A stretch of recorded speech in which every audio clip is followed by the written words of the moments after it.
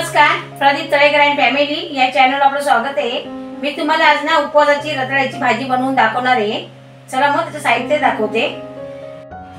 हे बघा, मी तुम्हाला ना रताळ्याची उपवासाची भाजी दाखवणार आहे ना, त्याचं साहित्य दाखवते। ही रताळे घेतलेत मी 2 आणि मिरच्या घेतल्यात आहे मी 5-6 मिरच्या कापून घेतल्यात, ती कढीपत्ता आणि मीठ आहे। एवढंच वस्तू आहे बघा, 3 वस्तूपासून मी ही भाजी बनवणार आहे। कारण उपवासाची भाजी आहे ना, मग याला दुसरं काही लागत नाही। एकादशीची मी भाजी बनवते। ही बघा, ही आता ना मी सोलून घेते आणि तुम्ही कुठल्याही उपवासाला करू शकता ही भाजी अशी। आता हे सोलून घ्यायचं आपण बटाट्यासारखं आहे बघा, असं पूर्ण सोलून घ्यायची। आता ना मी हे सगळं सोलून घेते।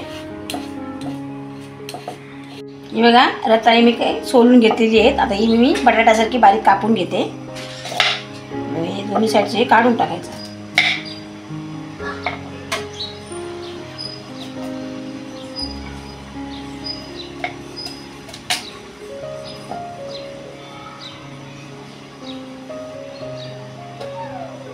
कडक आहेत ना ही रताळे।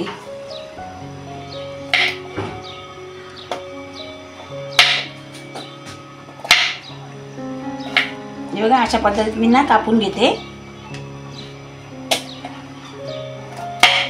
बघा, रताळे कापून घेतलेली आहेत आणि बघा असे मोठे मोठे जरा करून घेतलेत, कारण ते लगेच शिजतील म्हणून मी मोठे मोठे करून घेतले। आता मी हे बघा तेल टाकलेलं आहे कुकरमध्ये। आता मी मिरची टाकते। बघा, मिरची टाकलेली आहे। आता मी कढीपत्ता टाकते। बघा, मिरची आणि कढीपत्ता टाकलेला आहे याच्यामध्ये। आता मी याच्यामध्ये रताळी टाकते।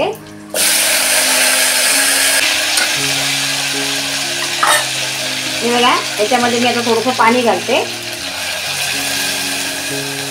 पाणी घातलेलं आहे मी आणि याच्यामध्ये काय मोहरी वगैरे टाकायची नाही। आपल्याला उपवासाची भाजी बनवायची आहे म्हणून आपण ना मिरची आणि कढीपत्ताच टाकायचा, कारण ही उपवासाची भाजी आहे ना म्हणून। हे बघा, याच्यामध्ये मी पाणी घातलेलं आहे, अर्धा ग्लास पाणी घातलेलं आहे। आता मीठ घालते, चवीनुसार मी मीठ टाकते याच्यामध्ये।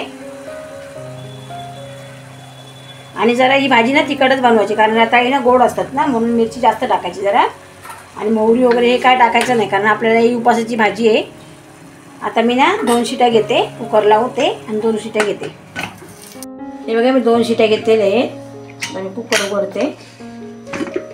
हे बघा कशी भाजी झालेली आहे मस्त। आणि याच्यामध्ये हळद जर टाकली असती तर पिवळी झाली असती, पण आपल्याला उपवासाला हळद चालणार नाही ना, म्हणून मी ही बघा कशी भाजी झालेली आहे।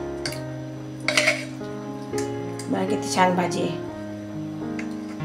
अशा पद्धतीने तुम्ही बनवा घरी मस्त उपवासाला भाजी। आपल्याला रताळी खाता येत नाही ना, गोड असतं म्हणून मिरची टाकून भाजी बनवायची।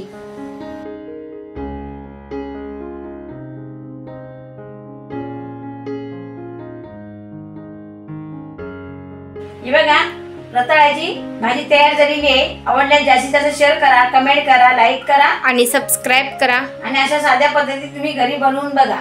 चला मग, बाय। असेच नवनवीन व्हिडिओ पाहण्यासाठी आपल्या चॅनलला सबस्क्राईब करा आणि बेल आयकॉनला नक्की दाबा।